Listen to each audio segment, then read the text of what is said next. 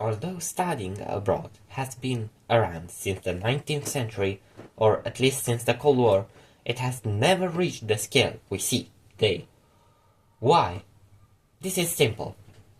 Universities now market themselves like they are selling concert tickets, not degrees. But is it really worth it? Let's find out.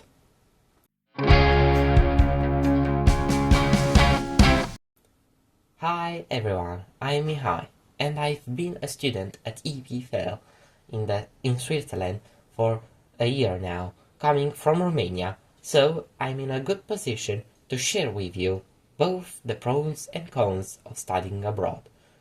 If you enjoyed this video, don't forget to hit the like button and subscribe so you get notified when I post new videos.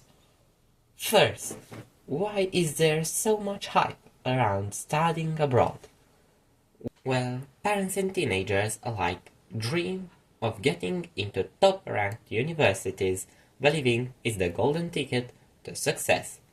According to QS and Shanghai rankings, only about 20 countries have universities in the top 100, and the US, UK, Australia, and Canada dominate the list. But is it really smart to choose a university solely on these rankings? Sorry to ruin your vibe, but the answer is no. Rankings are based on all sorts of numbers that often don't reflect what your actual classes or teachers will be like. For example, the Shanghai ranking gives 30% weight to Nobel Prizes and Fields Medals won by alumni and faculty, which sounds impressive, but won't help you to pass your 9 AM calculus exam. Now, let's learn about the main challenges international students face. Adapting to a new country. Every country has its own written and unwritten rules. Sure, organizations such as the EU had made some things more standardized, but you can still get culture shocked. For example, Germans may be shocked by how punctual Swiss trains are. Sorry, Deutsche Bahn. Language barriers. Moving abroad often means you need to learn a new language. A 2000 study found that language barriers are the most common problem for international students. Yes, a lot of things changed in the last 25 years, and now English is everywhere on the internet. But in France, Belgium, Germany, and Switzerland, many courses are still in French or German. And knowing how to order a croissant or say danke won't get you through the bureaucracy when someone at the student office asks for your proof of health insurance. Put a pin on language barriers, as it will come back later in this video. Living costs. Think this was always a problem? Not really. After World War II, programs like Fulbright in the US and the Colombo Plan in Australia offered general scholarships when tuition fees were super low. Today, tuition can eat up your budget faster than your late-night online shopping, especially in English-speaking countries where it sometimes exceeds your yearly living expenses. Many students need to work part-time to survive, but there are limits. In Switzerland, for example, 50 hours per week during classes and full-time during breaks. In the Netherlands, 16 hours during classes, full-time during breaks. For non-EU students, EU students can work as much as they want. France, 18 to 19 hours per week, also for non-EU students. In Germany and UK, 20 hours per week. In Canada and Australia, 24 hours per week. Long story short, you'll pay rent, but you may think twice before grabbing the overpriced bubble tea during the exam session. Social life.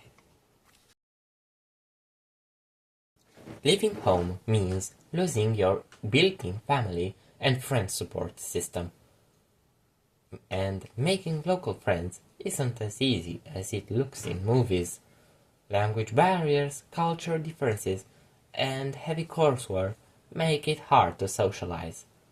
Plus, the fear of rejection can push you to binge-watch my YouTube videos alone instead of practicing your language skills with locals.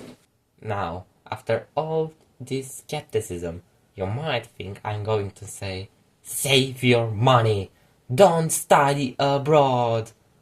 But no. Let's look at the situations where studying abroad is actually a great idea. You have decent housing opportunities. For example, you might have distant relatives abroad who can rent you a room for cheaper and help you with immigration paperwork, saving you both money and headaches. There's no university in your home country ranked in the global top 500, at least according to QS. Yes, I know I said rankings can be questionable, but they do give a general idea of a university's reputation. If you want to win a Nobel Prize or a Fields Medal one day, chances are you need to get into top 100 or at least top 200 university starting with your bachelor. Exchange programs. These are a fantastic middle ground. You get a taste of studying abroad, build your network, gain new perspectives, and strengthen your CV, all while keeping most of your studies in your home country. For your master's degree, if you want that big name on your CV, it's often smarter to do your master's or PhD abroad. It's shorter, less expensive than a full bachelor abroad, and after all, your final degree matters most on your resume. Scholarships. Though more limited for international students, scholarships that cover tuition or living expenses can make studying abroad much more affordable, especially if working long hours would hurt your academic performance.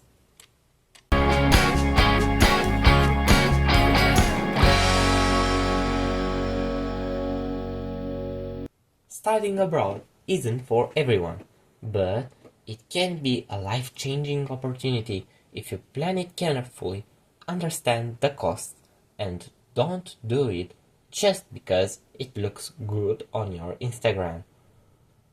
Until next time, good luck with your studies, and if you enjoyed this video, drop a comment below and hit the subscribe button so you won't miss the next video. Bye!